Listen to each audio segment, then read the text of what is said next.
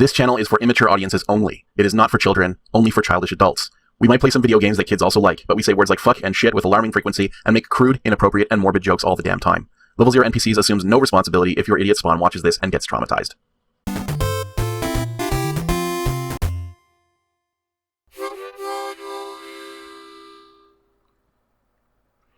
It's a mailbag episode. Yes. Hey everybody, welcome back. back. Hope you're ready for a mailbag episode. I hope you're, Chris and Diamond. We got a bunch of really exciting questions for you. Maybe we should start with the speed. We're gonna start with this. Truly bottom 5 intros in all the time that I've been here. Well, we completely missed the Speakeasy Password song. Oh, let's do it again. Speakeasy. Speakeasy Password. It's time for a Speakeasy Password. God bless you, 12 up. Whatever God. I might mute the first one so that this one has the full impact when it's played. Ooh, I like that. Yeah. Okay. So we've got actually 2 because we missed last week's.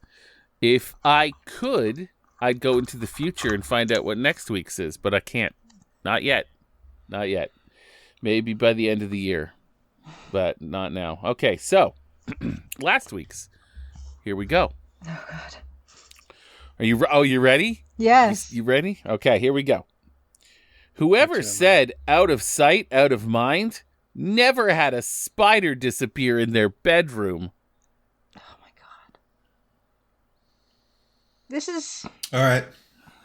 Sure, I guess. That's so long. That's so long for a password. Yeah. I wouldn't be super happy having to do that whole thing.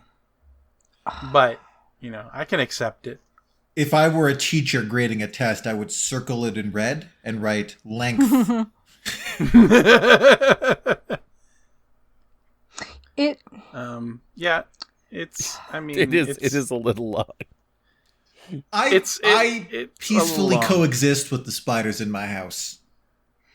Like I have no beef with spiders. They eat the other bugs. They're great. I understand being afraid of spiders, but I also I'm not, but I understand it. I am. But also yeah. It's easy to say that I'm not afraid of spiders because the local varieties of spiders are all, quiet little neighborly things. They're really harmless, Canadian spiders are. Yeah. At most they're big, but most of them aren't big. So, yeah. I actually it's a true novelty. If you find a giant ass spider in your own home, that's unusual. It's horrifying. I don't like them. I'm scared of them. That was yeah, it's hard to say because I almost kind of feel like I want to disqualify it based on length because it's just like I don't want to even think about it. It's a true statement for me and for me, but I don't like it still because of that. It's annoying. Yeah. But yeah. Okay, so here's the thing: is I had this nice counterpoint to the Speakeasy Password, and I had Chinese food, and of course Chinese food comes fortune cookies, and I wanted to kind of do a head-to-head for a fortune cookie fortune versus the Speakeasy Password. Yeah. So I have one here. I've got actually 2, one for each of these, and so perfect. I thought this one had a chance of being worse than the Speakeasy Password this week, but it's already like totally a non-issue because we can't even evaluate the Speakeasy Password because it's too long. All right. Well, before you read it, Speakeasy Password. Okay, here we go. I thought this had a chance. I didn't think it was going to win for sure. I thought this had a chance. A friend is a present you give yourself. I've heard that before. Have you? I'm okay with it. I might have heard it in a fortune cookie, actually. Was it a wings fortune cookie? I don't think so. But I imagine a lot of fortune cookies get distributed by a common supplier. of wise men. It just, This guy's spouting wisdom and writing it down. And, how do you feel about this sending it. then? This one. Well, it really does take the agency away from the friend, doesn't it? Yeah. It's like you get to decide who's your friend. That's kind of not how friendship works. I mean, you do though. You do, right? Like you get to decide if someone's not your friend. You have to be at least complicit in the friendship. Yeah, but yeah. Certainly, if you want your life to be a richer and fuller one, you have to let people get close. And in that sense, like it nothing's easier than having no friends. It's the easiest thing that you can do, and your life will be worse as a result of it. So in that sense, choosing to have people in your life and letting people get close to you and choosing to have friends, Yeah, that's is a thing that you do for yourself. That's true. That's true. But there are some people who have no riz, as the kids say, and they can never have true friends. Oh God.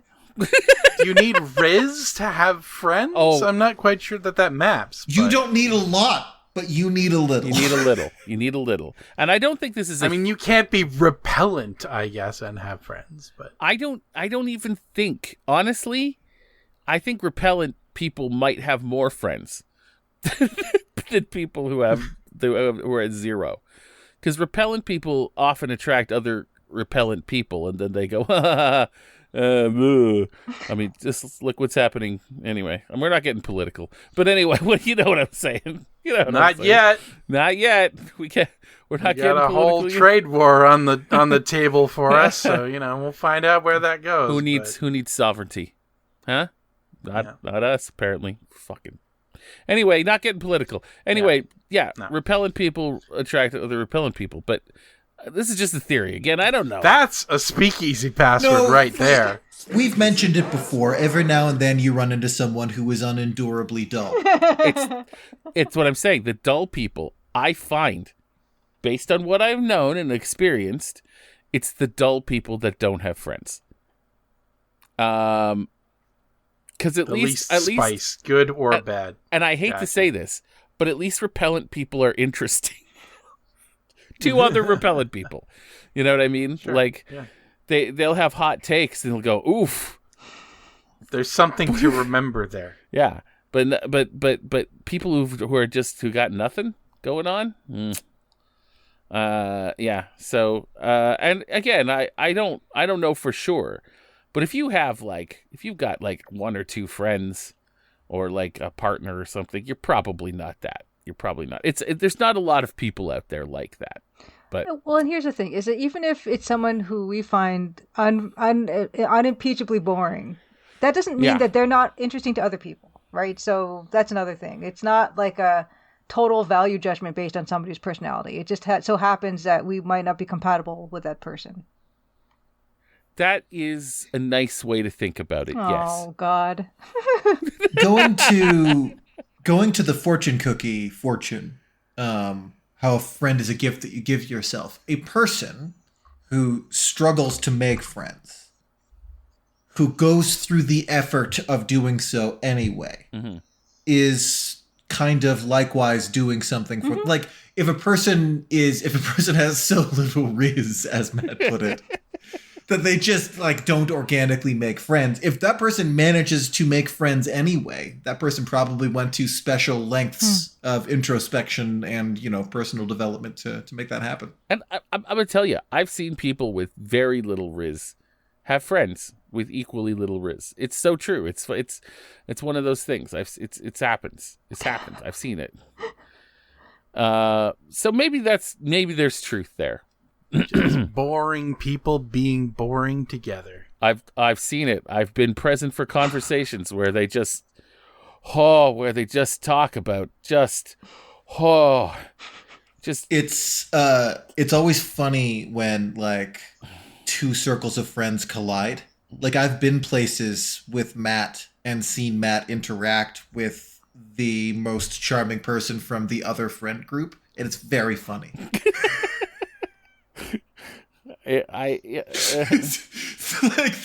they send out their champion, who is an out and out tedious person compared to Matt. but also like it doesn't like but that happens on the opposite too, right? Like people connect. It's fine. It's fine. It's great. It's beautiful. It's beautiful, and maybe it's true, and I'd like to think it's true. Jesus. All right, now I'm going to do my second password, and then you can do your second fortune. Okay. All right. Speakeasy Password. Don't tell. Okay. You can fall down the stairs a lot quicker than you can climb them. Yeah, probably. I kind of like that one. Some people might be really fast running upstairs.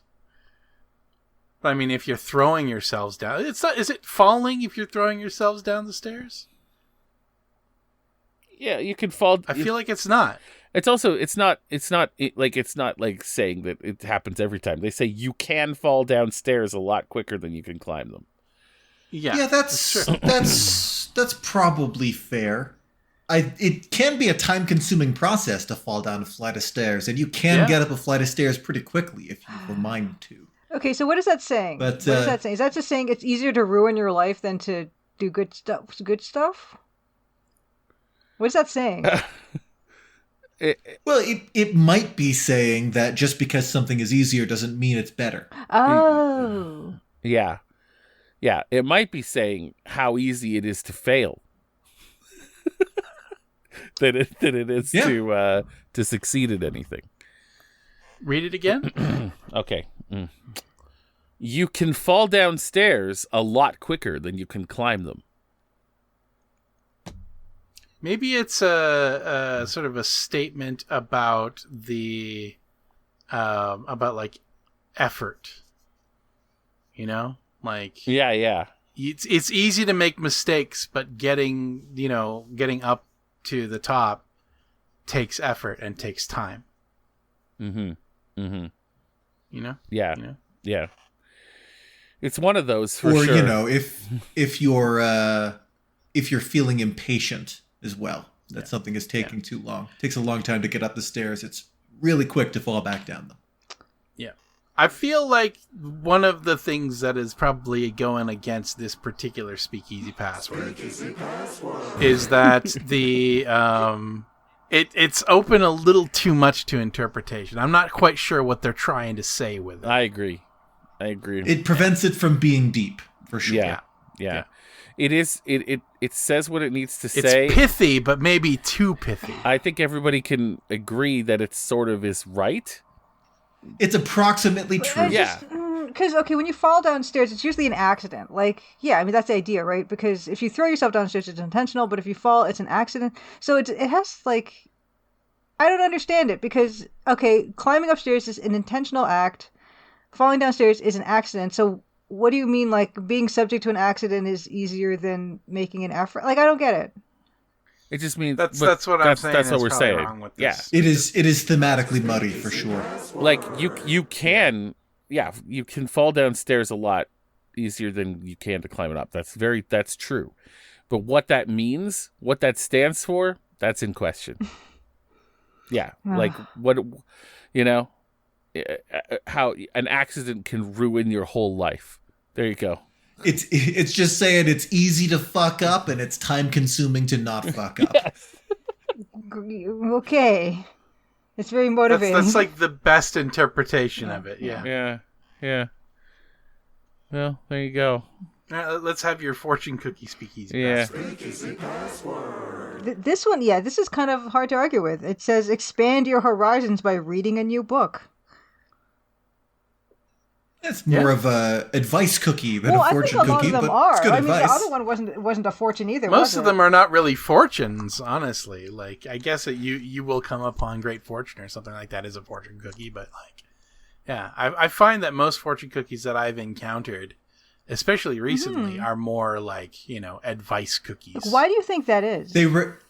They rarely Wisdom say cookies. "you will die" in all caps letters in the fortune. I would respect that fortune cookie for sure. I think probably because actually putting some kind of a prediction down, especially if if something goes wrong, isn't necessarily culpability on the part of the people that created the fortune cookies, but feels like potentially more of a problem than just writing something completely inoffensive. Do you think that they can just sort of write off? do you think there's some kind of precedence? Like there's a landmark case where someone got a fortune cookie that said watch your step or something, and then they totally fell down the stairs, and then they sued the fortune cookie company? I mean, I'm sure someone's tried, but whether that would be a successful thing or not, I think it's just safer to, as a business, to just put something that's not really an arguable thing. Because here's the other thing with these fortune cookies, and I've noticed this with these, I don't know necessarily modern fortune cookies, but at least in the last 20 years, they also give you lottery numbers. Yeah, that one's a thing. Those are your lucky numbers. Yeah, so... So sort of numerology, right? Yeah, I guess if you win the lottery on this, they're gonna be can Wings be we gave you those numbers? I don't know. It seems liable. I don't know. I'm not a lawyer, and I don't know. Here's the thing about that fortune cookie: is not every book expands your horizons. Some just are comfortable and keep you stuck, and that's fine. I mean, they might not expand your horizons very far, but the fact that you have gained something is an expansion of your horizon either way. I don't think that every book does that.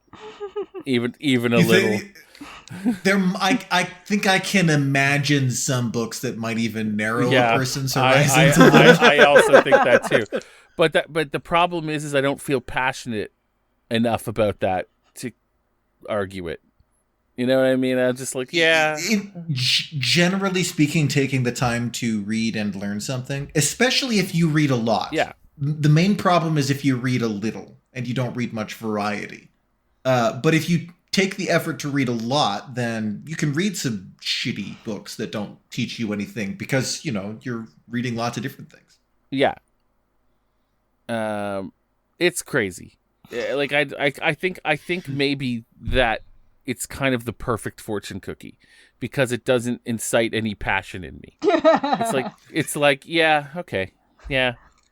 Yeah. Unlike the Speakeasy Passwords, which are Speakeasy Password. Yeah, the Speakeasy Passwords are everybody's got a fucking opinion on this. But the fortune cookie is just so it's truth mixed together with banality in such a way that I'm fine with it. It's fine. You say that fine. Not every form of divination is predictive necessarily. Yeah. Yeah. Let me ask you this though, Matt. If someone just walked up to you and said, "Expand your horizons by reading a new book," I think you would react quite strongly. It's true. I would say fuck off. But on a piece, maybe the delivery system is very important. I mean, unless it was a librarian or something like that. No, get out of here, librarian. I think to fuck off?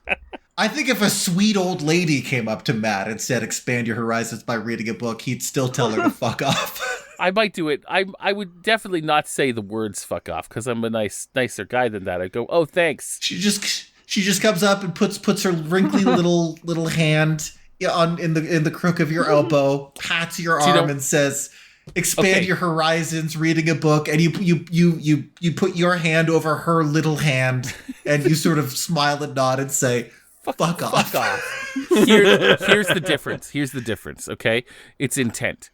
Okay, on a piece of paper that I find in a cookie, it's this is just out there. This is just general advice to the world. Whoever gets this, when somebody comes up to me, they're fucking judging me. They're like, that guy needs to expand his fucking horizons, and I'm like, yeah, fuck off. It's a different thing. It's intent. It's intent. I don't want to deal with that, and that's why I like the fortune cookie better. Not all sort of divinations are predictive. So if you sit down for a tarot reading, unless you're sitting with the type of charlatan who tries to manipulate people, I guess, then the cards are random, but have meanings that are not random. And so it's this random assortment of cards with a set meaning that read in a certain order would tell a certain story. And that doesn't necessarily say anything about you. It's just an invitation to look at your current problems from a different perspective, a sort of randomized objectivity. Mm-hmm. So in that sense, a fortune cookie might be like that, where it is more of a benediction than a prediction. Yeah, I think the randomization really comes into it as more benevolent, or at least not as offensive, as someone who looks at you and comes up to you. Like, how would you guys feel if somebody came up and like, what is it about me that this person thinks that I need to expand my horizons? Like, fucking, what is it? But you don't fucking know me. The messenger definitely is important. Yeah. It matters who the messenger is in this case, but it is hard for me to conjure a mental image of any messenger that would be welcome. Yeah. It would have to be a talking animal. Yes, if there was magic involved, sure. If a raven told me that. If a raven perched on a fence post and said, "Expand your horizons, read a book," and then flapped away, yeah, I'd be like, "Thank you, Mr. Raven." Like that, that's what an important message. Yeah, I have to do that now. Yeah, I agree. If it's from a person, even if it was a child, I would be annoyed. Maybe especially. I'd be impressed that they know about expanding your horizons depending on the age. I'd ask them to elaborate. I'd give a child... Tell me more, child. I'd give a child a chance to elaborate on that. I'm like, okay, an old woman telling me to do that? I would not give them a chance to elaborate. If the child is young enough, it would be almost as weird as a talking animal. Yeah, it would, yeah. Like what? Like 6 months? Yeah, it's just like, oh, are you an apparition? Yeah. There you go. Or if it's a person so old they're practically a skeleton, like they have to be 100, and they come up to you tremulously and with watering eyes and go, "Expand your horizons," because then you have to entertain the possibility that maybe that's you from the future. Yeah, I would. Okay. You've convinced me. Yeah. All right. Let's talk a little bit about the restaurant you went to. Oh, Julia. but there's a question apparently that leads into this. Yeah, you're right. Yeah, Let's make that happen. Question. Oh. Oh, so special. Thank you so much. That's beautiful. Do you have that? Yeah. Do you have that thing queued up? Yeah, here, hold on. So this is a Discord question, I believe. Which we like to answer because we like our Discordians, our Discord PCs. Yeah. We like to encourage people to engage with us upon our Discord, which you can now access directly without me needing to flash a link on the screen by going to level0npcs.com. The domain for which was being squatted upon me forgetting to update my payment information last time it happened. But a few years later, I finally managed to get back. Yay. So, yeah. Yeah. Now our website is back up and running, although I sort of trimmed away everything, but the sort of most important bits is just getting people to the YouTube channel and getting people to the Discord. Yeah. Okay. I don't think it's in the questions for glory one. Where is it? Is it in the feed? Sorry, I'm not queued up, guys. Yeah, I really fucked this up. I'm so stupid. Well, if it's any consolation, at least we didn't get it on tape. I could feel time actually, because I actually wanted to ask you guys something, even that is related to my story, which is, how do y'all's approach like restaurant dinners? Like, do you tend to make reservations, or do you just kind of leave it up to fate? You just show up? Depends on the place, I guess. Depends on the place. Like, It if it's a depends place on the that's night. likely to be busy. Yeah. Yeah, and also on the night. Like if it's the middle of a week or so, if it's on a Wednesday Mm-hmm. or whatever, I'm like not likely to make a reservation. But if I'm trying to go on like a Friday or a Saturday, and it's like, you know, a steakhouse or something like that, then I'll probably put in a reservation, you know? Something a little fancy or whatever, you know? I'm trying to think if I've ever put in reservations anywhere. I don't have a policy against it. I would if I needed them. But you just never felt that you needed them. I think it's possible that I've never made reservations anywhere. Because I can't imagine the process. I guess you call. I mean, most website or most like restaurants have a website link, like OpenTable or something like that you can use to just set a reservation. But This is amazing. One feels that I must have at some point. I don't. But if I have, I can't recall. I don't. Yeah. That's Oh weird. no, we have another one. I'm sorry. I'm just trying to find the question, Okay, guys. all right. I'm so No. I'm so up my own ass about this. I'm so stupid. Has there? It's a It's okay. Bunny Cakes would be so mad at me for Aww. losing this.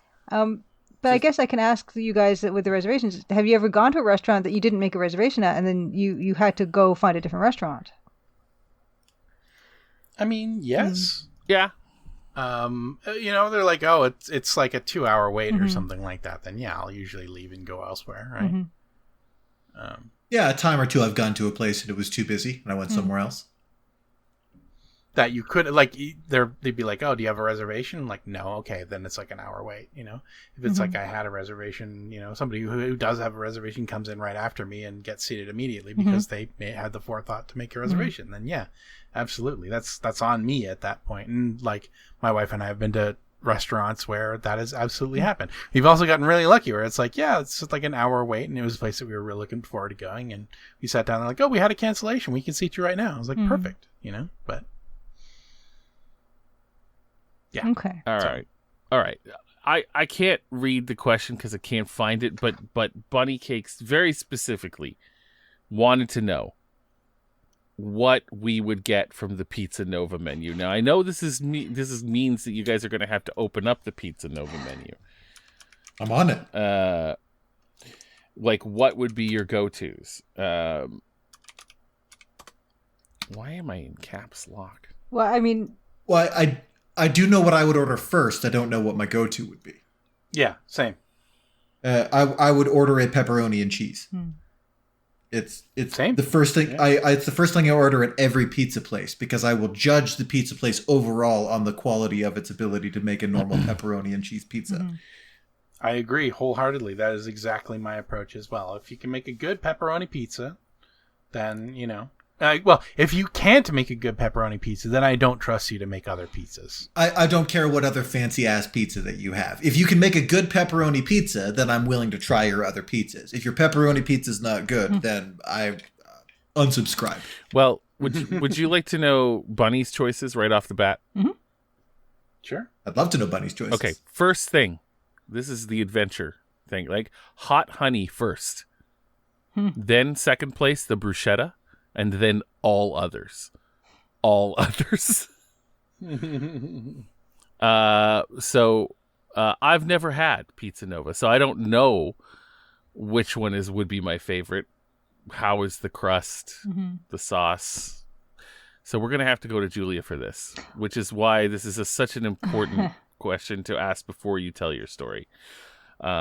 So I'm going to look at the menu while you tell your story, and then I'm going to decide. Sure. Well, yeah, I mean, here's the thing, is I did get to go, not a week after we had had that conversation about Nova Ristorante and the theme song and 439 Pizza Nova, that I had an opportunity to actually go to Nova Ristorante. I did not order pizza, actually. My friend ordered pizza, but I did not. I ordered a pasta because they also have very fresh pasta, which was excellent and al dente. But before I get into that, I did want to ask the reservation question because we were going on a Saturday at 7:15, And so Holy I was like, shit. I'm gonna make a reservation because it's Saturday. It's 7:15. I want to go desperately, so desperately that I cannot leave this up to chance. So I called them, left a reservation, totally fine. Show up, we get in there, 7:15, pretty much on the dot. No one is there. It's completely deserted. And we stayed for maybe an hour and a half to maybe 2 hours or so. And that whole time we were there, not a single soul came in. Whoa. And I'm like, first of all, when we got in and it's empty, first, I'm in two minds about it because I'm like, okay, I like it when it's not crowded because it's quieter and, they get better service. Totally, and, it's like you don't got people coughing in your food and stuff. But at the same time, you're like, this is a restaurant. There's no one here. Like, what is going on? Is something wrong? Does this food suck? And just for... You do start to ask questions if you go to like a restaurant and there's nobody there. Also, for clarity's sake, just in case you did not listen to the between the episodes, which you wouldn't have unless you were on the Discord. Pizza Nova is a Ontario pizza chain, and it's franchised all over Ontario, nowhere else. And the original location has gone from like a little like a pizza shack to kind of a fancier Italian restaurant, which is where you went. Which is where I went. Just give it a little context. No, thank you. I'm glad you did. It is in Scarborough, and that's where I was born and raised. And this particular location is the first location ever in all of Canada. And it's been in that same location for more than 60 years, in fact. And so I'm like, to my friend, I'm like, is something wrong? And she said, it's been in the neighborhood for a very long time. So it could be that everyone who would ever eat there has eaten everything there, and they're done with it. I don't know. But I will say that it was really good. Like, the pasta was perfectly al dente. I had the pasta, what's it called here? Hold on, let me get back to the menu. I got the fresh pasta. I always love getting fresh pasta. I got on the waitress's recommendation, I got the pasta, where'd it go? It's the pasta pollo, which is the bow tie pasta with tender grilled chicken, creamy feta, roasted red peppers, and flavorful sauteed spinach mixed with our famous tomato sauce. It was very, very nice.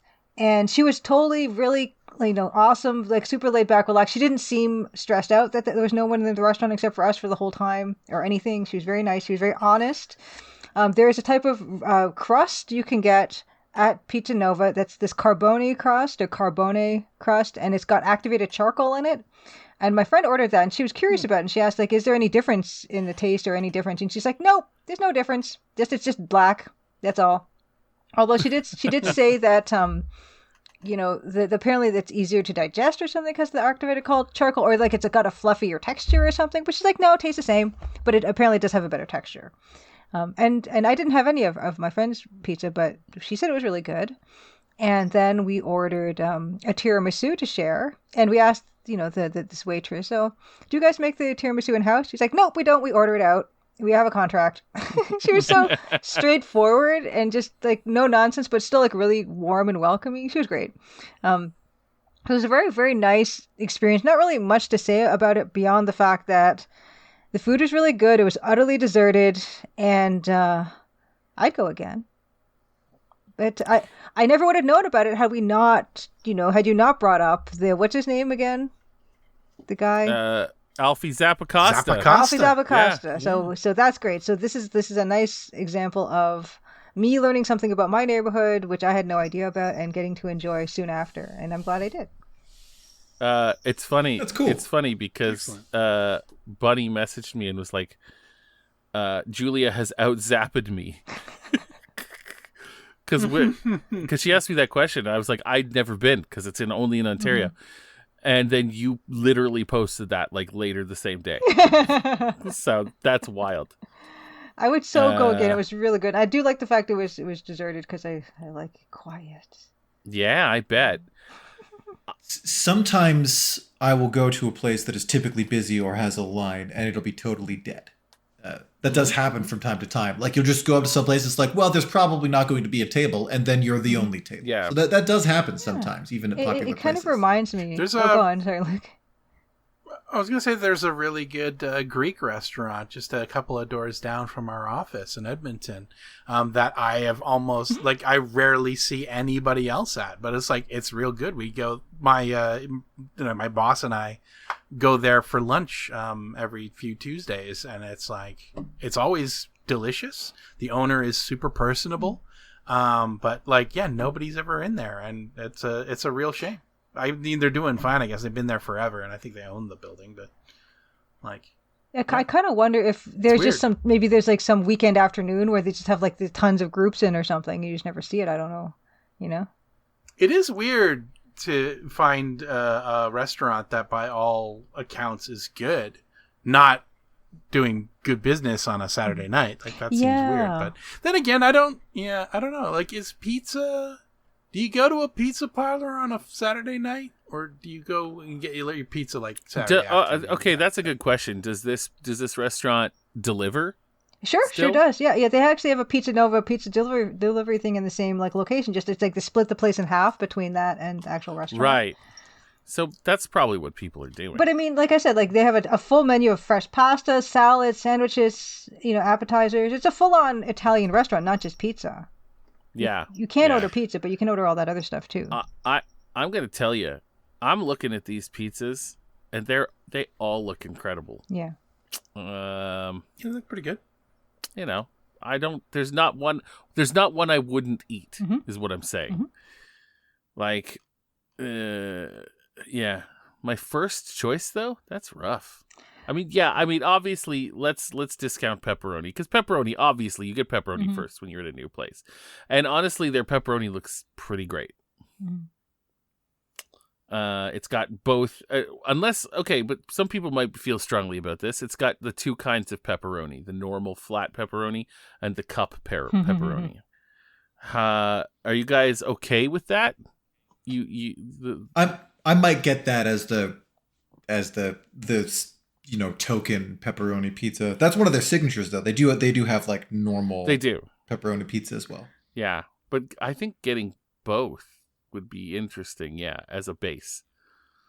I'd get that. I'd like to compare, but I think I agree with Bunny Cakes that I think the honey stingers is interesting me the most. Yeah, it does look interesting. The honey stinger. It's got sopressata, dried Kir salami, sun-dried black olives, and then Mike's hot honey. And that sounds pretty good. Yeah. The meat supreme is good. They have the hamburger that looks like rabbit poop, but that's never detracted me from eating. It looks pretty good. They also have like little bacon strips on it instead of bits, which goes a long way with me. I worded my pepperoni challenge as if I were picky about pizza. I've never met a pizza that No, you would eat all of these. Yeah. Yeah, I would eat all these. Even if I knew that they were bad, I would still eat them. But like, if I'm going to assess a place's pizza, I'm just going to get their pepperoni first. If they manage not to fuck that up, then yeah, we'll explore from there. The mushroom pizzas look pretty good. The meatball looks pretty good. I understand the bruschetta. The bruschetta looks real interesting. Oh yeah, that's the one my friend got. She got a bruschetta pizza because that was the recommendation.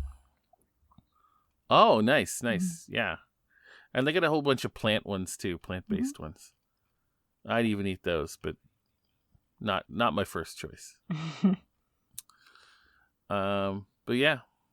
I think I might just go with deluxe. I like green peppers and mushrooms on a pizza. Yeah, that deluxe looks pretty good. Yeah, now I want pizza. Yeah. Yeah, I might have to get pizza tomorrow when food day comes back around. Yeah.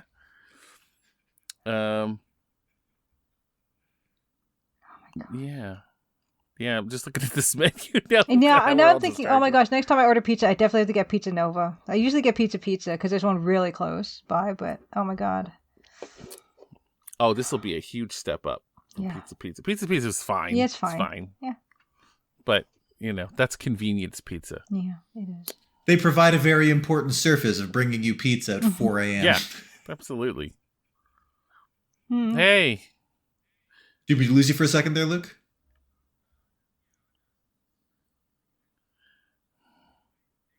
Oh, geez. Ah. Hey guys, this just in. Luke's Audacity crashed, so we're gonna have to riff for a while. It was the cat's fault. Womp womp, womp womp. We can hear him just fine, but you guys can't. Everything Luke says now is lost to time. Yeah. Oh, dear. Anyway, so there you go. That's the answer to that question.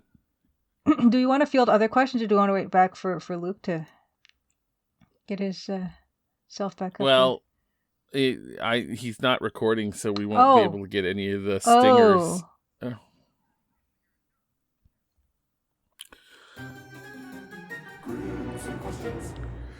All right. Yeah. Okay. Okay. All right. If those are baked into the video, that's good. See, look at him. You can hear him from beyond the grave, everyone. Beyond the grave. Speakeasy Password. Oh my God, Luke can communicate just through stingers. It is like a seance. Oh, fucking question for Glory. Buddy Cakes' question is literally the latest one. So stupid. JFC, I made the mistake of looking up the Pizza Nova menu. I shed tears. I want so many of those pizzas. Question for the NPCs. What's your favorite Pizza Nova pizza? God, there you go. We did it. We did it. I think we need to address some answers, but we'll do some questions first, because we actually have some answers from our questions last week. Or 2 weeks ago. All right. Let's go all the way back to episode 19. If you guys can remember back that far. Remember that for those days? God, that was a long time ago. Questions for Quarry. Good. Nat Almoral says, hey, let's... No, we already did this one. I'm killing it. Sorry, everybody. We're on the ball tonight. Me especially. Abort mission. Honestly, I'm still racking my brains to try to remember if I've ever made a dinner reservation. Because I'm 35 years old. This would be amazing if you have never. I don't know. Like, yeah. And it's not like you don't eat out. Like, you do. Yeah. Also, like, it's not that I wouldn't. It is a thing that I would do. Well, yeah, it's philosophically, is there a difference between what you would do and what you don't do, I guess. But, like, I would if I needed them. But I guess maybe I never have. I guarantee you've gone to dinner that has had reservations, but you didn't make them. Oh, yeah.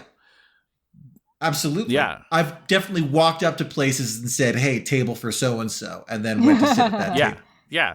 But you actually making them, maybe you haven't. And I think that's possible. I really do. I think that's I don't find that strange, because you have gone to places, you just haven't made the reservations. It's possible too that, like, I made reservations in some chapter of my life when I was too stressed to retain detailed memories of it. That's fair. Yeah. 12 op. Thank you for the jingles. Oh my God. Honestly, they're amazing. You're the best. You are. You're the fucking best. Questions for glory. Yeah! Okay. JM 7641 has a question for Glory. If you had a moment in your this might get fucked, guys. This question, depending on how honest we want to get, oh God, could get deep. I just want to let you know.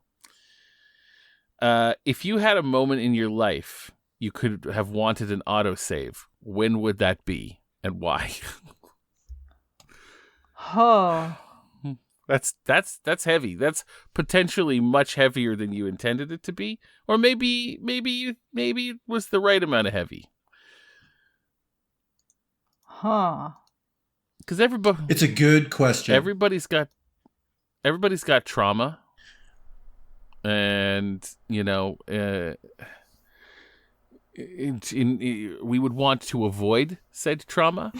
I think in a lot of cases. But then you really need to reflect. Did that trauma make me a better person? So this is similar to the question, would you go back and live your life over? Or what would you change if you could? Or like, Yeah. what would you do differently if you could go to high school again?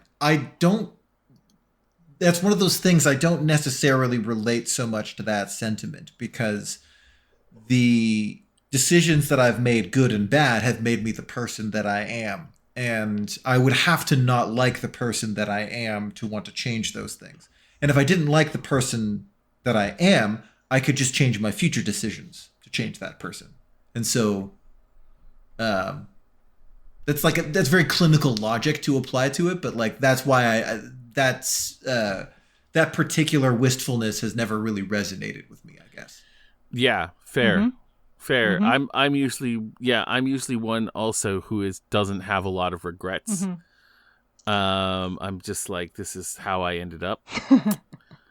I've had some really traumatically embarrassing moments in my childhood that I probably would like to erase. But God, I don't know. I think just having those in my mind is hilarious. Oh, God.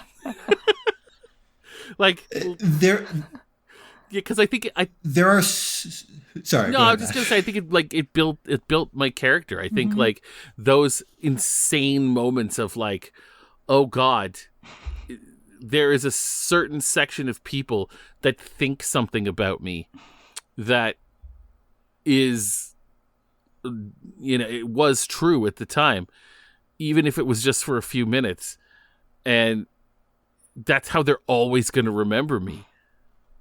Like, I kind of like that. Yeah, there's some projection of you in their memory that is just the most embarrassing version it's of you. fucked up. Like it is. Yeah. So yeah, maybe, but I don't know. Sorry. In the abstract, there are certainly things that, if confronted by an identical set of circumstances, I would do differently.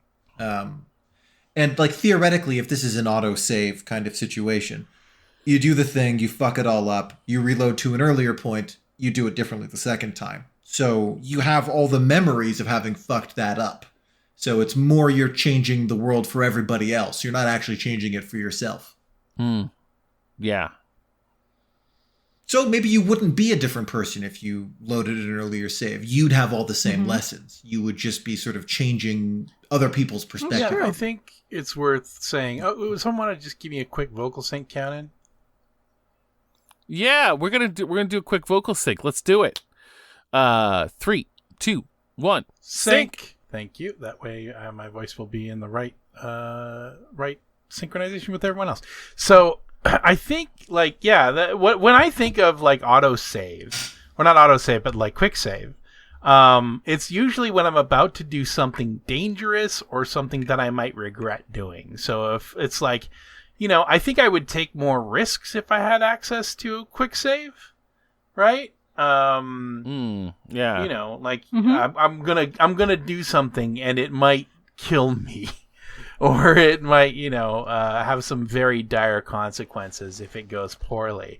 Like, that would be the kind of thing that I would want to quick save before doing. Also, like, I was always a bit cowardly in romance, so to speak. There were definitely people that, like, I didn't tell my feelings to because I was afraid of, like, fucking it up.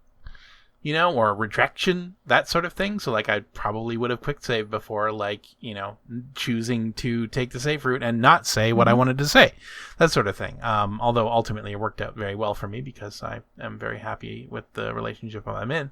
But yeah, that sort of thing. Like not necessarily, go back and like do a whole section of my life again. Like I would use it more proactively if I had access. And if I knew that I could only do it once, then it would be like,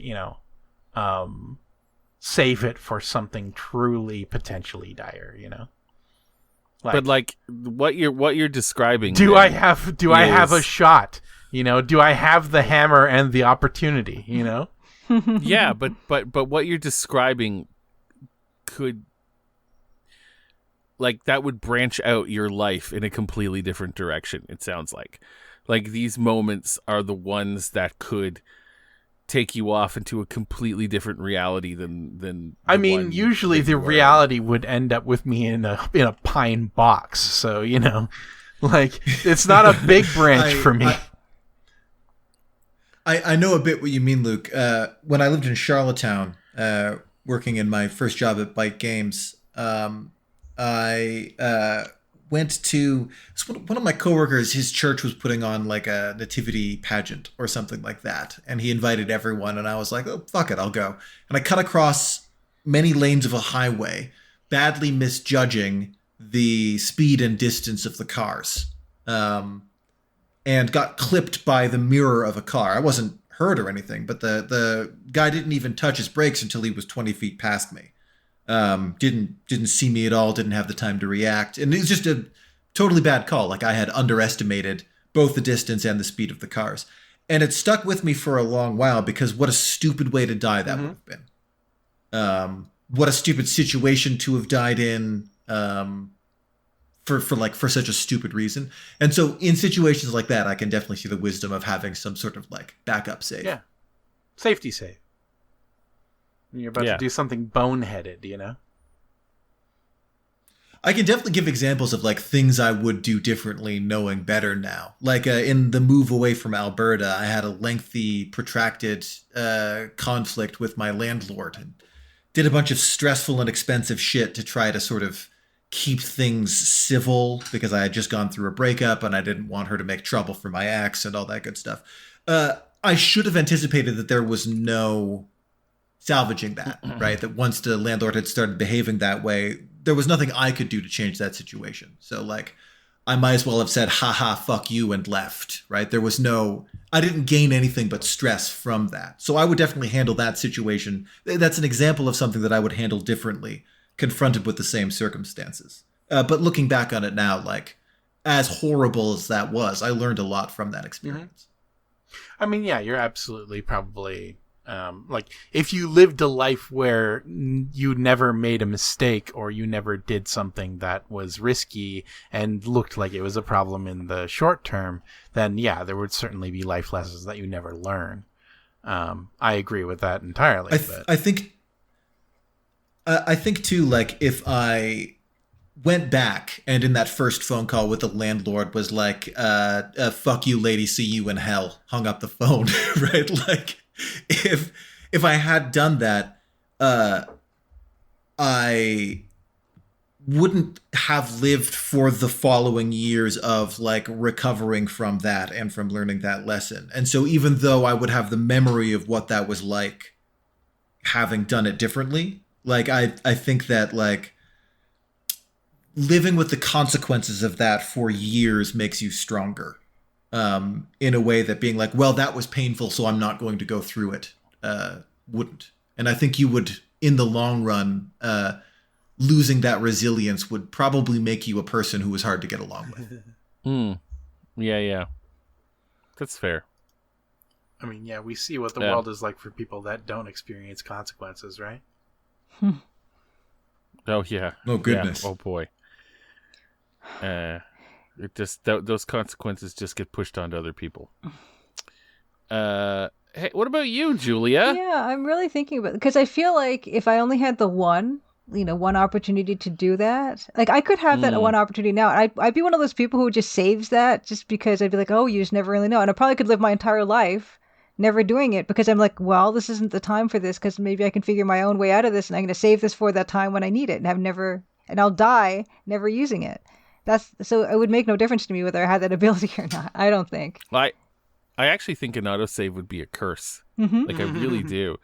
Like, if you had an autosave happen, like, autosave also implies that it's one of those things that happened. Something's about to happen. Something's about to Paranoia. happen. You see the little autosave notification, and you're like, "Oh, fuck. What's about to happen?" I better to me? also And if- quick save right now because I don't trust the autosave. Yeah, totally. But it's also like, if that happened and it went well, and then you just continued your life, and everything bad that happened after that moment, and everything good, you would wonder, like, if I just went back, how could I change my life to be better? That Yeah. sounds like a curse. No, it's true. It sounds like a goddamn curse. It's like, if I could just get through that one thing that I got through, and then what could I do to make my life better? Yeah. I don't know. That just seems like it's a recipe for disaster for years and years. When and years. Anxiety. When I played Fallout 3 in New Vegas, I would quick save pretty regularly. Single player games that just kind of, I want a scenario to go a particular way, and I would save scum till that happened, whatever. And I had fond memories of playing the game in that way, even doing things like I'd run up to an encampment of raiders and successfully kill them all, and then think, I could do that better, and then load it and do it differently, just sort of choreograph a perfect movie sequence about it. And more recently, I took some time to play some Fallout 4, which I'd never played before. Not quite as good as New Vegas, but still a fun game. And I found that instinct had turned into something very negative, where I would get really frustrated because something didn't go perfectly, rather than, it being okay to miss a couple of shots or to get hit a couple of times or whatever. And I think that could turn poisonous so quickly if you had that in real life. Yeah, right? I that's what it feels like. Even just having that one that happened. If it happened early enough in your life and you're like going about your entire life, and it would just constantly be there. Anytime something bad happened, anytime something horrible happened, you'd be like, I could just go back another 10 years ago. And it's like, there's so much shit I did though.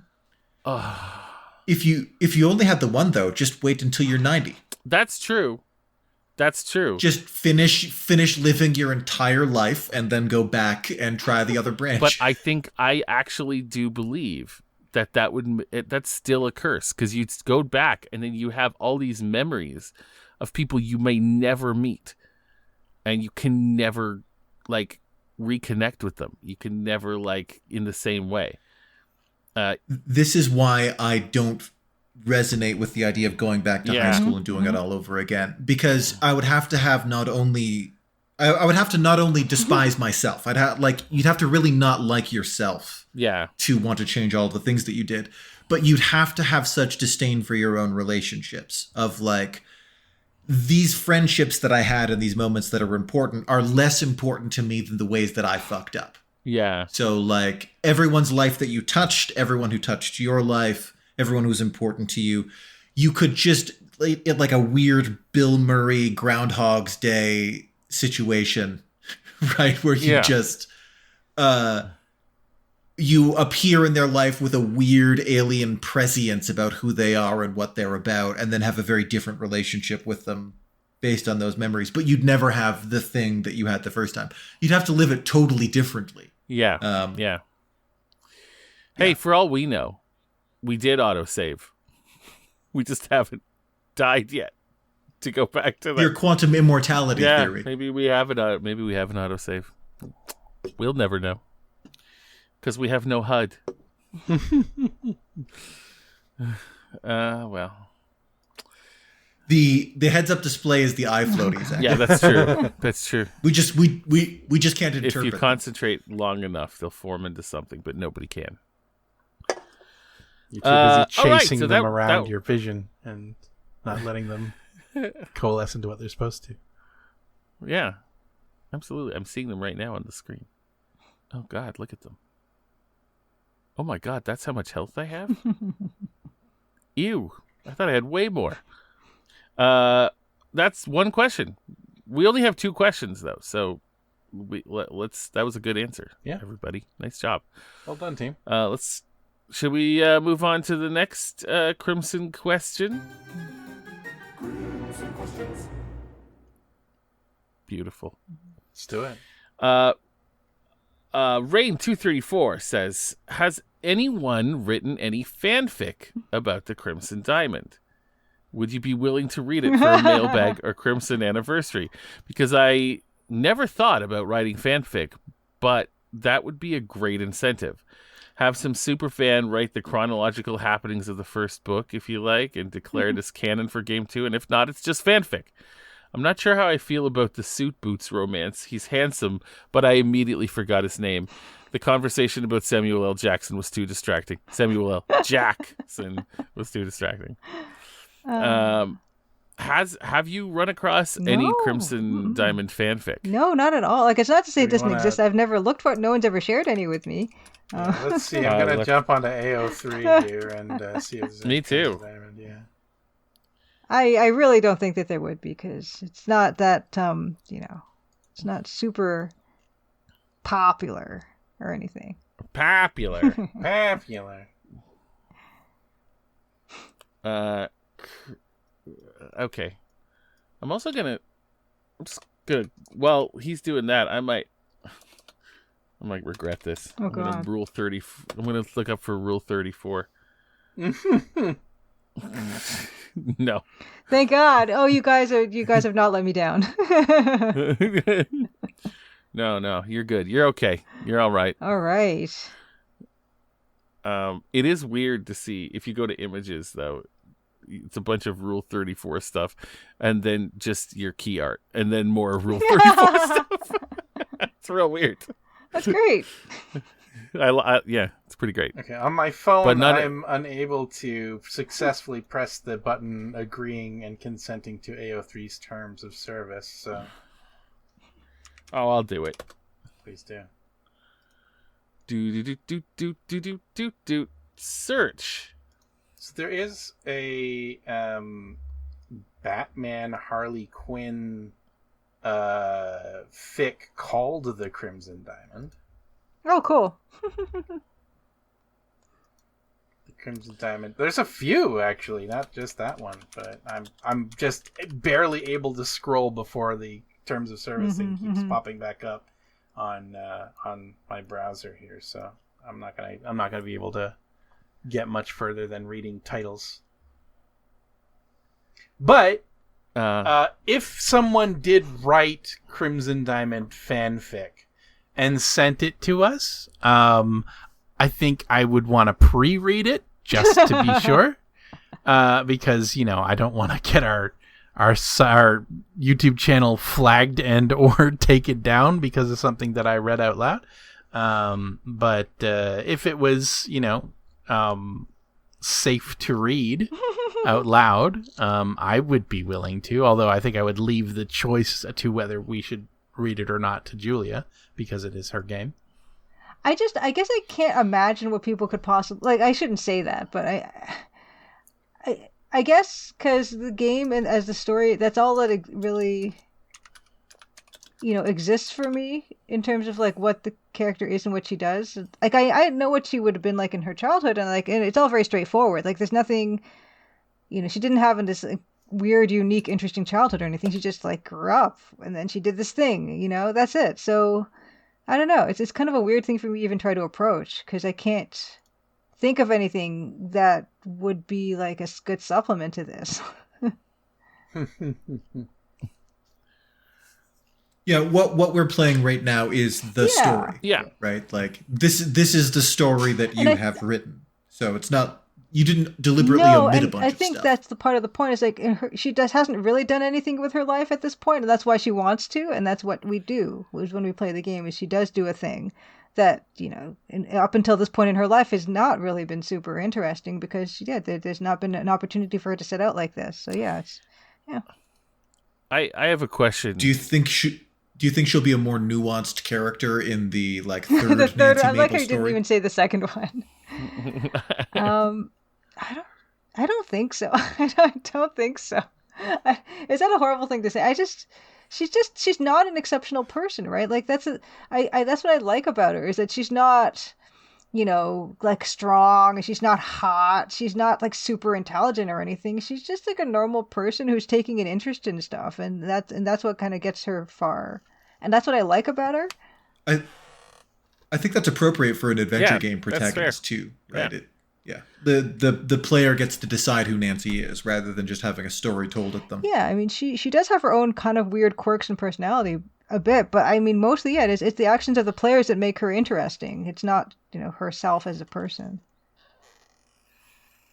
How do you feel about death of the author being the author here? How do you feel about someone like now this is not like now that it's out there, it does not necessarily belong to you anymore? So, how do you feel about that? In terms of like what the game is saying, like the messages and the themes of the story and stuff, and like what? Yeah. I guess there's nothing really I can do about it, like to stop people. So it's it's not. I can't really say don't do that because there's no stopping people. But I would hope that they don't take anything evil from it, or like say that this is why we should oppress whoever, Irish people or something, because like I don't want people to come out of it thinking that, because that definitely wasn't my intent. It is No, hard. Yeah. I think your intent is pretty easy to read, and I don't think it's that. Yeah, I think if anybody does that, they're not great people in the first place, and they're looking for that. But yeah, I don't think anyone's going to quote this in a manifesto. Yeah. But I mean, sure. I feel like the stuff I wrote about and the themes and everything I'm approaching and how I approach them, that is important to me. And if people like discard that, yeah, I feel like it does kind of suck. But like it's kind of if they're enjoying what they are getting out of it, and they're not harming other people, then it's probably fine. Yeah, like somebody writes a fanfic about how Nancy was found by her parents, in quotes, outside of their house in a basket, and she's actually the princess from a rock planet. Right. She's half rock alien. Yeah. Which is why her interest lies so greatly with rocks, as much as her parents tried to dissuade her from it in childhood. And it's just this whole fucking thing. Obviously not canon. Yeah, obviously not canon. But how would you feel about that, even if it was written? How would you feel about it if it was written well, and how would you feel about it if it was written really poorly? I think that any type of creativity can just be a good thing. Like if you're setting your time out of your day, and instead of like making trouble or like just watching bad television or something, you're just sitting down and creating something, whether it's good or bad or whatever. I think that is a good exercise to have, and I think it's good for people to do that. So aside from any value judgment about the quality of the writing, I do think that's a positive thing. And if whatever I've done here is encouraging you to be a creative person in whatever form that takes, I do think that's good. What if Nancy is going around and she can't stop thinking about dicks all the time? And it's just like, but they get it to a point. So by the time the Crimson Diamond starts, it's like a prequel. She's managed to get that under control, but she has to watch it. What then? If that was written really Julia? well, I'd be like, that's so amazing. Wow, look what you've done.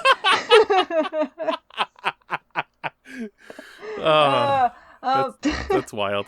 Yeah, it's kind of interesting, that whole idea of like the death of the author thing, because I do see it in some respects. Because sometimes you just wish that you don't have to think about the author, because sometimes there's some really good writers who are just not great people, and it's hard to reconcile that. Absolutely. So yeah, I get it. It's such a difficult thing to just say, oh, that's good or bad or whatnot. It's so depending on so many things. Yeah. Such a waffling, non-committal answer for your difficult question. That's great. I think that's totally fair. I find fan art and fan fiction puzzling. I always have. Because when I sort of interact with people who are writing fan fiction, it's like, oh, I liked this character, I liked this story, except for the part where the character or the story went this way. And so I'm writing this story about what if the character went another way. And I always look at that and think, you clearly contain the ingredients of a story within you. Right? Like, you have this sense of how that story was supposed to go. So surely you can just tell your own story. You don't have to make this character's story go differently. You can you contain that story within you. Write that story instead. It always seemed puzzling to me. I get it. Because you really love certain characters and you love a particular setting. It's actually a really nice way to save yourself a lot of trouble, because one of the difficult things to do when you're creating something from scratch is to establish characters and setting. And with fan fiction, it's already done. And it's already done usually pretty well. So you could just get right into whatever story you want to tell, which is kind of nice.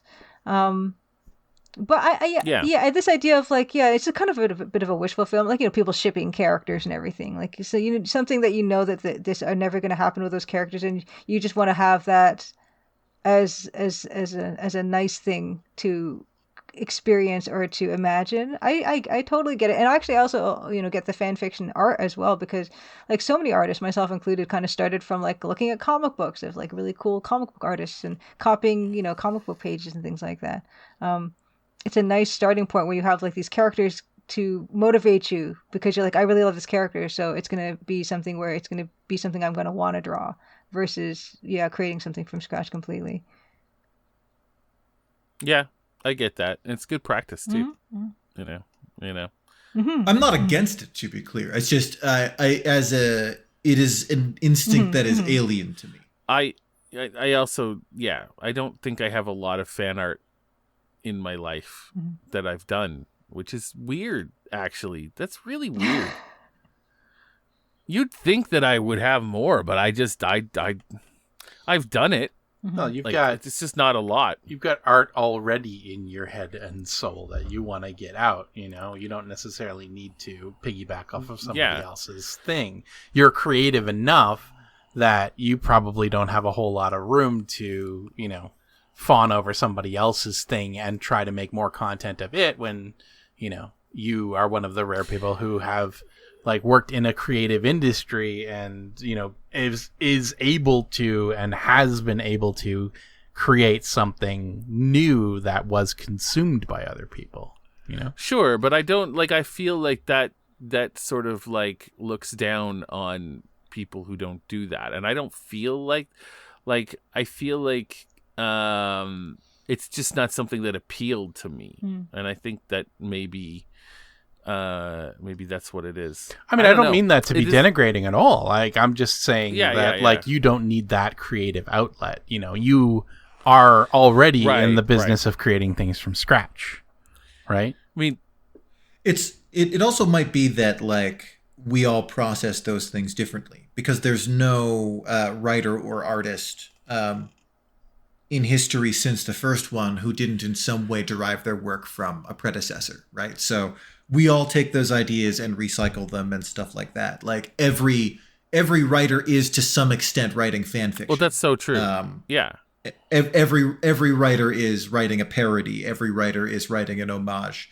It's just a matter of how like subtle they are about it. So it's probably not so alien as I described. It is really how you process your inspiration. Like when you get inspired to do something, it's how you some people just go right to the source because that just feels, maybe that gives them the right dopamine hit. And it's the same for me. When I get inspired, my dopamine hit isn't, let's not do that. Let's do something completely different, but sort of like that, inspired by that. Yeah, it's interesting. I think there's a thing that we kind of infect one another with societally, where we only want to see our friends' art if it's good. And I think that's very sad, because we have like ancient petroglyphs that prove there's never been a human being that couldn't tell a story or draw a picture. And I'd much rather see, I want to see my friends' shitty art. Like, I've played D&D with people who say that, like, oh, I can't draw my character. But like, you were a child who had notepaper in school, and you drew cool swords in the margins. And like, I don't know what about me has made you believe that that sword has to be perfect for me to want to see it. You know what I mean? Like, I want to see the insane fucking Adventure Time, like, notebook doodle of what your crazy character's sword looks like, even if it's not a realistically rendered sword. That is so true, and it's so crazy because as someone who's been drawing his whole life, like, I never get shown any art by anybody. Like, nobody shows me their art. So when somebody does it, I'm like, fuck yeah, that's awesome. It's so wild. I think people just are like, yeah, no, I'm not gonna show him. Would this be a bad time to comment on the complete radio silence to the thing I shared the other day? What? Where? In Discord. Where did you share it?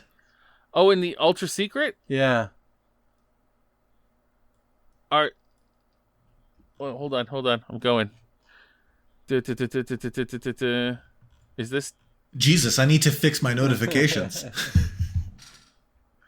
Oh, is this the name generator thing? Yeah, well, among the rest of the whole project that I'm creating from scratch. Fuck, man. You should put this in your. You should put this out in the public one. Eventually. I fully didn't see it, is the answer. Yeah.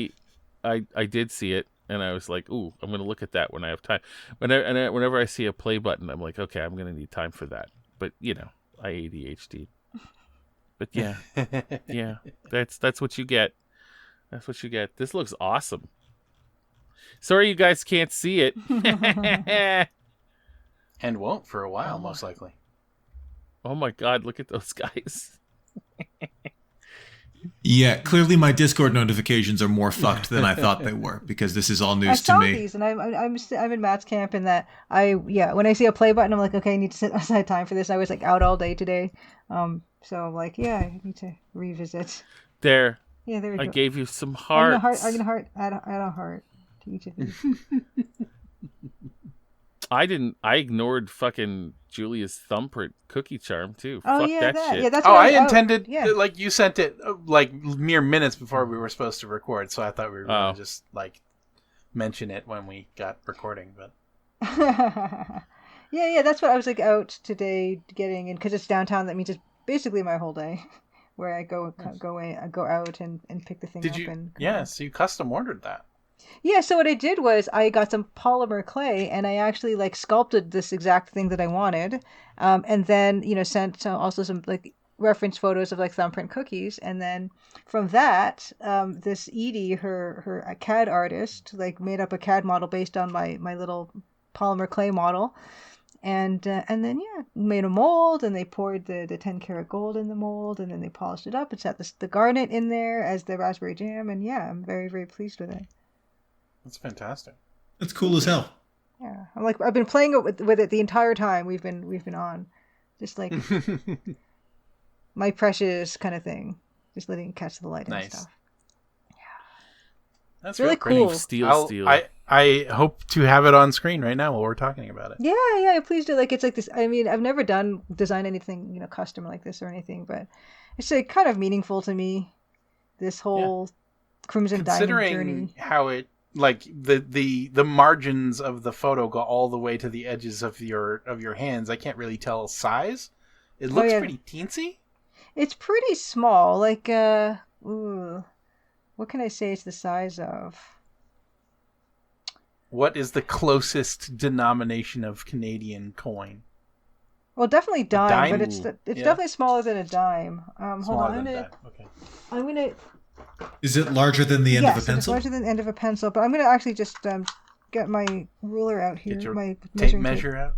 Yeah, it's about a centimeter in diameter. So it's not it's not huge, but it's also kind of deep actually, because it's actually quite 3D. It's quite a bulky little guy. It looks like it's got a lot of volume to it. Yeah, it's got an amazing amount of volume actually. So it's like one It's got a Z-axis. In diameter. Yeah, it does. It's like including the height of the gem that's inset, it's probably like 0.6, 0.7 high, which is it's actually quite a chunky little beast. and I'm very pleased with it. I should send a picture of it with beside a ruler and also like a side view or something, because it is small, but it's actually not as small as I was afraid it was going to end up being. It's great, and yeah. It's very cool. Thank you. Both of these things are very cool, guys. I'm sorry I didn't look at it. No. I love a good fantasy name generator. I was meaning a while ago to write an anagram generator where you feed it a library of like fantasy terms and then a normal name, and it tries to make the best anagram that it can, following the basic processes that I use when generating an anagram name for a D&D character, but in programmatic form. But that looks really cool. I'm going to need to get some anagram prefix and suffixes out of you to add to my list.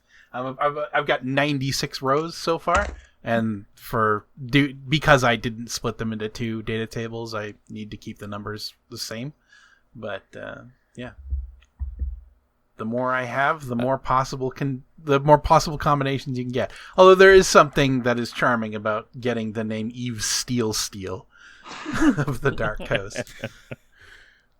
Oh yeah. Yeah.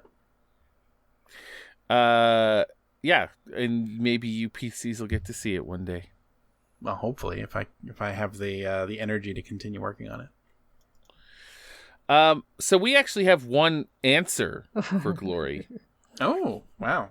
Answers for Glory. I don't really have a thing for that, but let's just I know. Glory.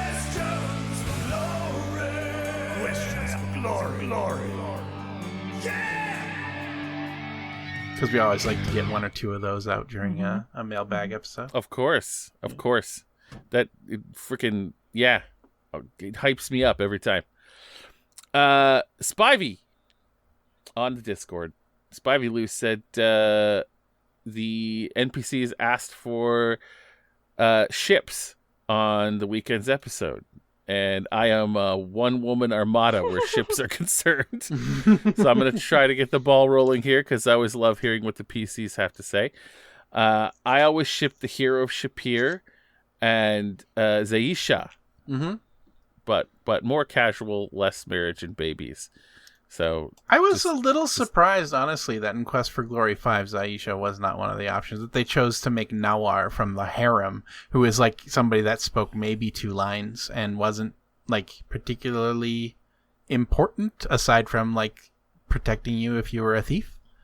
But like you don't even meet if you're not a thief in the game, and you take one of the other paths to getting to Ad Avis or Ad Avis.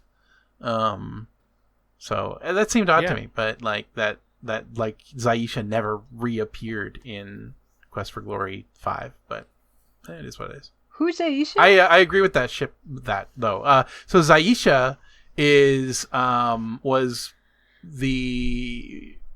possibly the sort of head of the harem in Razir. And she sort of coaxes you into a back room in one of the back alleys in Razir, and you can give her your spare set of clothing so that she can escape the city, as well as you have to give her sort of your visa so you cannot leave the city. If you're gonna like have somebody in Razir that you want to kind of bring in later games, it's sort of the person that you, at great personal expense, chose to help. So, I agree. It's a good one. It's a good.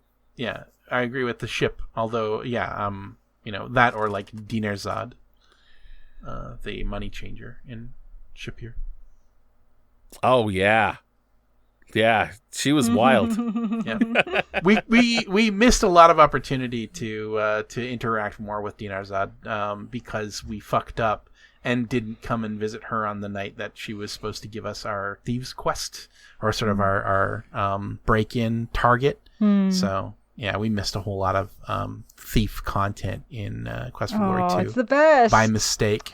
Yeah, I know, but we were doing ultimate multi, where we were doing all classes all the time. So yeah, Yeah, we fucked it up. On a non-Sierra level, I ship the absolute shit out of Rusty and Fleece from Loom, and we'll ride that ship into the sunset with the acceptance that the trilogy will never happen officially or fan base. Maybe if I read more actual books than fan fiction, I'd contribute more to the world than fangirling fictional relationships. Man, for Sierra ships, jeez.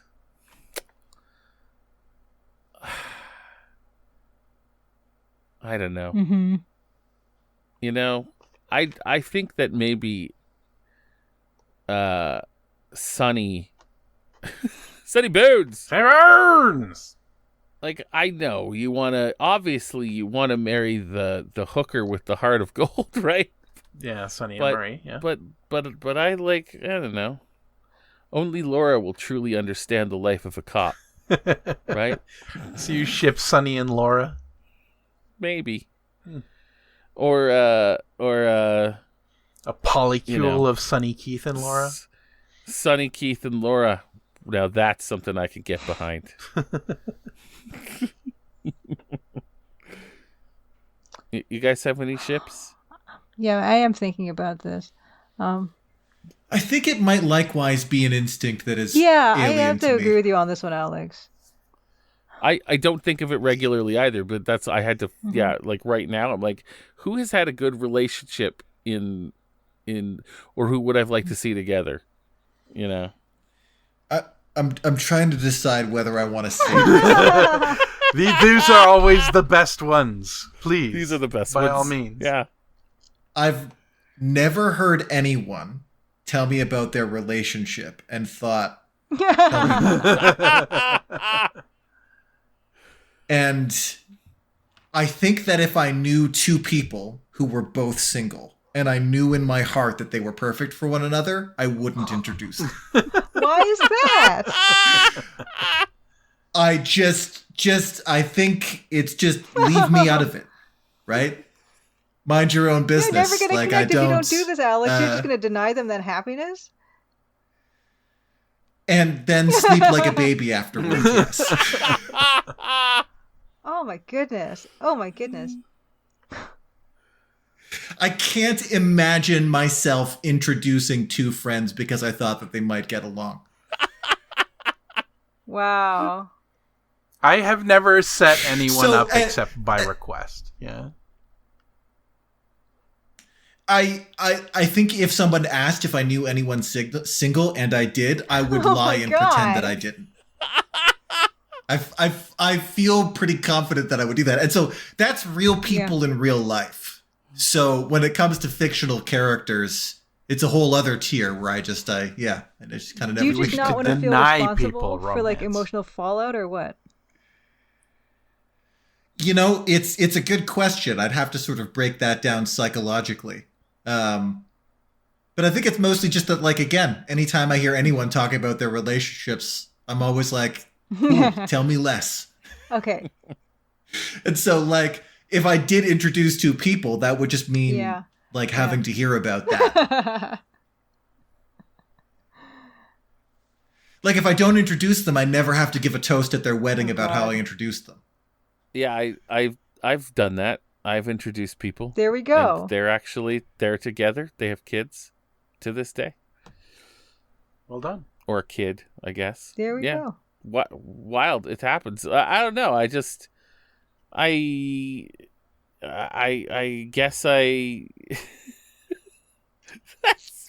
that's fucked up. I have to clarify. I'm not defending that stance as being logical or good. That's just an honest thing about myself that I am confessing now for posterity and on tape. And exactly. And I respect you for admitting that. Yes. Absolutely. I have something somewhat related to that, but more in the game stuff. And I think I've said this before. Like, whenever there was a game with like a relationship system, like, Stardew Valley or something, where you could make friends or like get partners, I just don't care.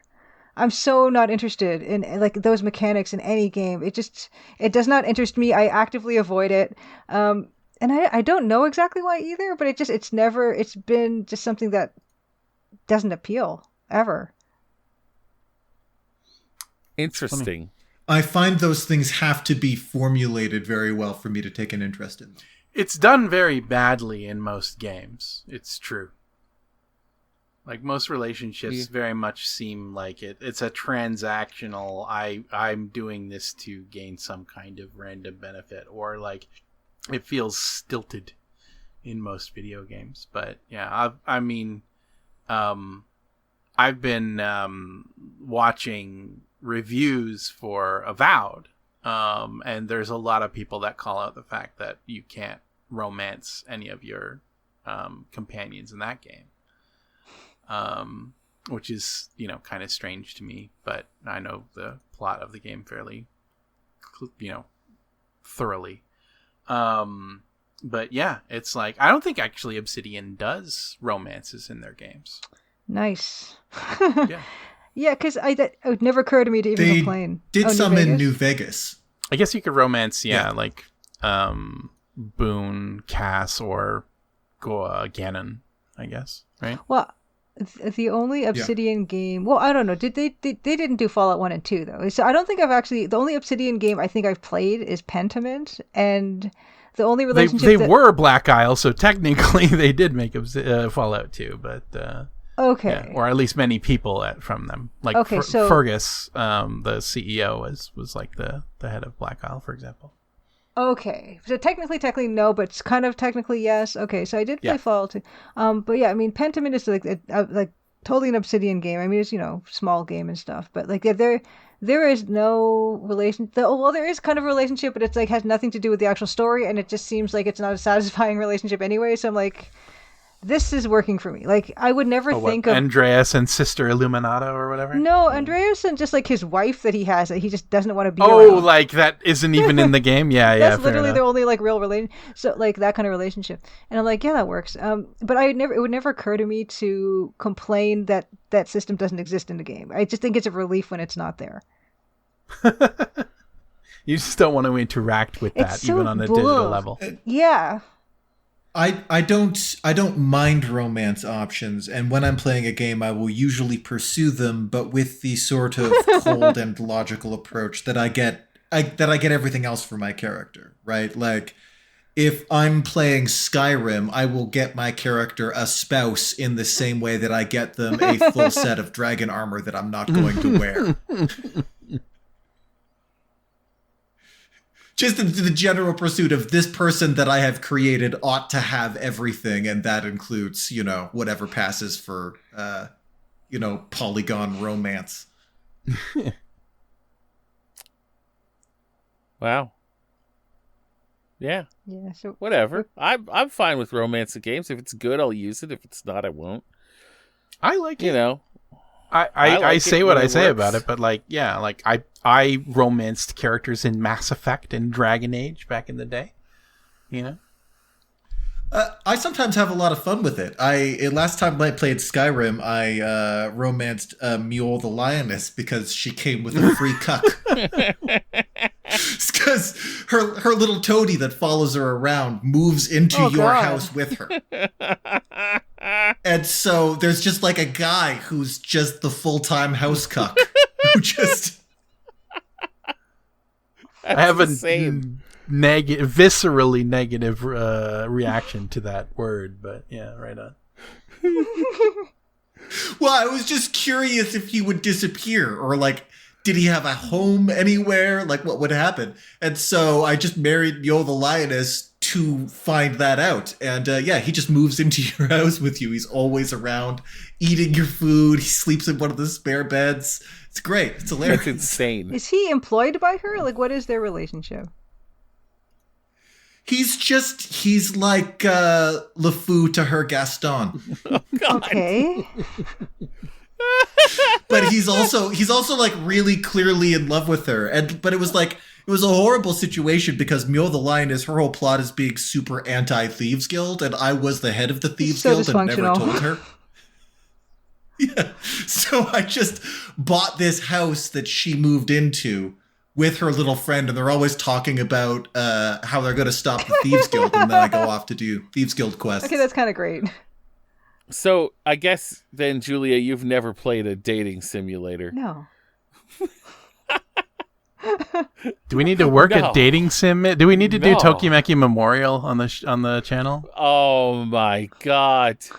I would love to do Tokimeki Memorial. I picked it up. God. I even got the English translation for Oh my it. God. Like, yeah, back when like Action Button was still making videos and they did the Tokimeki Memorial thing. I was like, yeah, we should do that sometime. Oh my god. If you watch Tim's video, I've watched it like on 3 times. Tokimeki Memorial. Oh, never mind. It's amazing. It is amazing. I've watched it 3 times too. Like, It's like 6 how hours can you long. not want to play that? Well, Maybe I'll rewatch it this weekend. it's so good. So yeah, I mean, the idea of like all those systems is fascinating to me. Maybe if it's just done really well, and if that's the focus of the game, then maybe I would do. I don't know. I don't really know how I'd feel about it, because I don't even know if one of them girls We would can appeal to me. explore this with you, Julia. You can meet them, learn who they are, what they like, what they are like. I don't think I liked any of those girls though. Like after kind of seeing all of them in that video, like I might have to rewatch it again and pay special attention. Well, I think more appropriately, you should play the game with us and organically learn your feelings about them, because I don't know if Tim Rogers is necessarily the lens with which you want to like see another human being. He does wax poetic a lot on them, though. Oh yeah, So, sure, absolutely. Fuck. Yeah, I'd play Tokimeki Memorial. I'm interested in it For sure. Like if we were gonna do anything that's like that, that would be the one for sure. I mean, we could also do a replay of Princess Maker 2. Oh my god, no! We're due for one by now. I did really like watching you guys play that. Like I thought it was fascinating. But It it is is a weird. fascinating. It's weird in a way that I'm like, daughter groomer Oh yeah, too, it or is. whatever. Very, very weird. Yeah. So Oh, yeah. weird. All the princess makers. So strange. I can't believe we played those. Yeah, I can't believe you guys We played did. those either. 2 and 3, and 4. Yeah. I think you started. And part we of- did part of 4. 5. Yeah. No, we did 4 and part of 5. Wow. Yeah. We had 3 Princess full Maker- princesses. And Princess then- Maker 2 is a game I, played when I was Oh my goodness. younger. So anyone who's So- new to Level 0 NPCs, if you've not seen the Princess Maker 2 Let's Play, like I do heartily recommend that one. That one is just amazing and just what a strange game that is. If you're not familiar, It's fucking wild. yeah, it is wild. Yeah. We were really switched on back then too. Like, we were fresher faced and more entertaining. So You can see the Decline. how Questabelle level 0 grows up. Mhm. We were bad dads. Yeah. We were pretty terrible. I mean, we got off to a real bad start in 3 when we named our daughter, what was it? Like Razorface or some shit like that. Oh my god, what was her name? I don't remember. No, neither do I. Not off the top of my head, at least. So okay, yeah, I had never got to ask this. Like, what possessed you to Let's Play them on the channel? It was like on our list from day one. Oh god. I played it when I was young, and I had a lot of fond memories of that stupid ass game. Mm-hmm. And Egg-Face Chippendale. Eggface. There it was. Eggface. Egg-Face Chippendale. Yeah. God, she was terrible. What platform were you playing those on, Matt? PC. PC? Oh, DOS. Matt. DOS PC. Yeah. We used DOS PC, and it was just insane. Yeah, I think they were originally like PC 98 and like DOS PC. Mm-hmm. And I think maybe some of the later games came to PlayStation. I might be wrong about that though. But they were always on PC. And PC 98. Yeah. I think I got a pirated version when I was a kid, and I Same. just played it. with and that it was just- shitty English translation. Totally. Yep. But I had like a lot of fond memories of the stupid, because they just play the same song over and over again. Yeah, their And soundtrack then- was like three songs. 3 songs, and then they just get stuck in your head, and then you just like you hear it again like 10, 20 years later, and you're like, oh god, that brings me right back. So that's why Egg Face Chippendale. What a beauty. What wild And just wild. Questabelle level 0, yeah. And I don't forget what our other daughter's name was, but we were pretty bad. We It was a long time were ago. not good at raising kids. I mean, it's so funny. we were not optimizing or doing any research at all. We were just seeing how it went. you know? what we could do. Yeah. Yeah. What I saw of the Princess Maker playthroughs was stressful to me, because I would just see you like just go through a whole bunch of days on a particular pattern, and I'd be like, but what does that do? What do any of these mechanics do? What is the actual outcome of this? And just like playing it with just like, let's see what happens, the most stressful. Oh yeah. Especially coming off of watching like Sierra Saturday content, where it's just like, here's a game we've played 100 times and know exactly what to do and when. To switch from that to Princess Maker to be like, what do these buttons do? Just... I don't know that we It were was quite to chaos. the what do these buttons do, but we didn't necessarily understand the ramifications of raising and lowering certain statistics for the character attributes and what have you. Yes, figurative Yeah. buttons in terms of like game mechanics and stuff like we that. were definitely You- we were definitely putting our daughters' lives in our hands and probably shouldn't have. Well, there's this really complicated interface that's just like clearly the tip of what is a very large and looming iceberg of complicated game design machinery happening behind the scenes there. Yeah. And we just did, And the game putting you literally on the clock Yeah. too. That's a stressful component. and we just didn't care. We didn't care at all. We just did whatever felt right. We cared And deeply. We just didn't do anything to, yeah. helpful. We parented with our hearts, not our heads. Yes. Exactly. Ah. We were God. we were dads that dadded on vibes. Yeah. We only played 2 and 3 and 5. We didn't play Okay, 2, 4. 3, and 5. Right. Okay. I may just Yeah. not. 4 might not have been on Steam or GOG. Yeah, I think it was just hard to get. Yeah. I'm checking now. Hold on. You're about to hear some Hyper Light Breaker trailer. Hold on. There it is. Princess Maker. Yeah. Princess Maker 5, Refine, Go Princess. Princess Maker 2, Refine. Princess Maker 2, Regeneration. What is this? Is that new? New-ish, released 10th of July, 2024. Oh. What? And Fairy Tales Come True HD remake as Oh my well. God. That's interesting. Princess Maker 4? Yeah, 4 I'm not finding anywhere. That's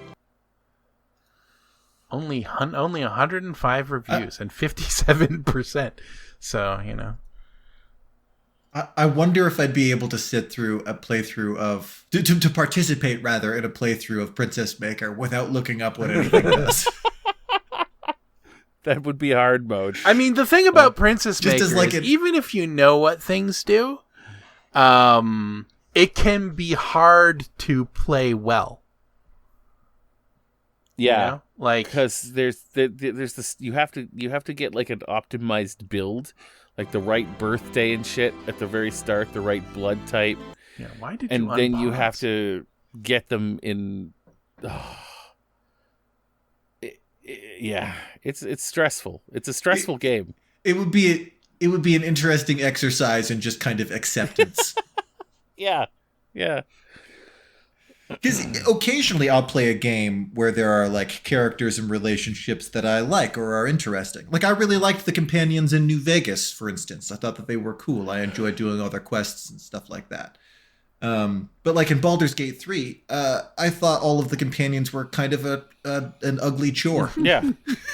And like, I liked Karlach. I thought that everyone else was, pretty exhausting. And in most games when I play and there's romance options, I pick them out the same way I pick up like a spaceship or a motorcycle. I look up their stats and how to unlock them. It's kind of the extent of the romance process. But now and then, like a game designer will, some conspiracy of game designers and writers and voice actors will put down a character where I'm like, oh, what a neat character to spend Examples? time with.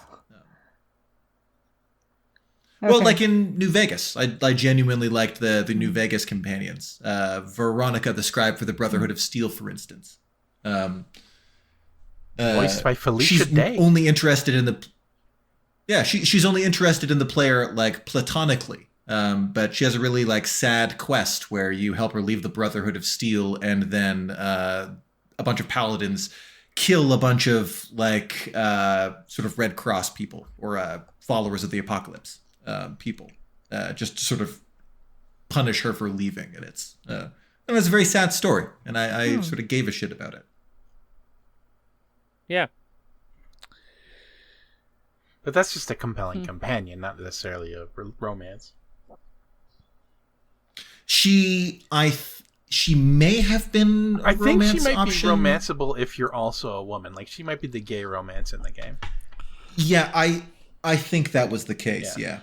And like Ganon is the male gay romance, and Boone is the female heterosexual romance, and Cass is the male heterosexual romance. I think was the way it worked out. Right. Yeah. That was an interesting component of New Vegas, is that the a lot of characters in more recent video games player are all sort sexual, of, into what it. They're player sexual very strictly, but the. Well, it was interesting, like to like interact with characters, and I like this companion, but they are not interested in me romantically, so we will just have a platonic friendship. It was interesting to see that played out in a game. Cyberpunk did that. Cyberpunk's romances were gender locked. Yep. Yeah. Okay, They were. So in the Fallout New Vegas, then, so there was just 4 options, one for each type of relationship. Yeah. Okay. I think I might be So- misremembering though.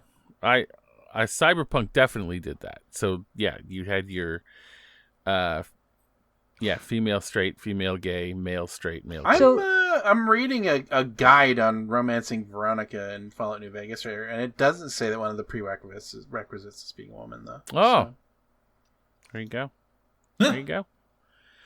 Everyone wins. you have to have a high charisma score. You need to make amends by agreeing to disagree when she initiates a specific conflict. You need to progress the story. You need to join the Legion and actively work alongside her, or other factions, and actively work alongside in these factions' conflicts. You need to engage in a lot of conversations, have a number of heart-to-heart chats, maintain your position. So, in your dedication to Veronica or compromise her ideals, she wants a partner who respects and stands by her, even if the outcome isn't always optimistic. Take up residence at the Gomorrah Suites, and initiating the romancing interaction. There's a terminal within the suites where she leaves you a personalized letter and blah, blah, blah. Okay, so there you go. That's interesting too, because I did not just look up how to do it in my interactions with Veronica. Well, normally, if I'm playing a game, I will just look it up. I'll just look up what you're supposed to do and do it, because I'll meet a character. I'm like, what's this character's good ending, and how do I get it? Actually, that's exclusively my interactions in an RPG. Reading through this and how complicated it is, and how sort of long the process is, actually, I respect that. I think that's better than most video game romances, where it's just like, have the character in your party and don't mess up these conversation lines. Like, at least it's more. It feels more like a real relationship, or like a certain conflux or confluence of events leads to a romance, as opposed to just the more exposure you have. Well, it also speaks to a certain amount of investment that I was engaged and invested in the conversations that I was having with the character rather than just looking up what the right answer to each question was. I need to replay New Vegas. Everybody, tell us your favorite romanceable character and your favorite companion. Not necessarily. Yeah. Who did you romance in Mass Effect? Who did you romance in Baldur's Gate 3? And everybody's fine to say too. Or everybody except. It's fine to say too. We're done. It is. We have run quite long. Yeah, like it's been more than an hour since Audacity crashed, and I came back. So, yeah, we should probably wrap it. We're making up for the next 2 weeks when we're not. There you go. Yeah, we're not going to be here for 2 more weeks for 2 weeks, and then we'll be back the third week after this. So, leaving you with something to come back to. Hey, you could watch just 1 hour. Society. Yeah, you can just watch 1 hour of this weekend's content every week, and it'll be just like we were never gone. Yeah. So if we're still around, unless Canada's invaded in the interim, in which case, Canada. If we're, yeah, we'll see. Or if any of the other looming apocalypses unhinge their jaws and swallow the earth. But other than that, you'll find us here. Yeah. Yep. Unless one of us is tired or something like that happens. Oh yeah, unless one of us is like, no, I don't wanna. Yeah. The threshold for stopping a recording session is very low for us, so but yeah. I had to go to my daughter's dance class today. And I was fucking exhausted after today. Today was just not good. So I took her to dance class. And as soon as I walked in the door, the receptionist was like, okay, hi.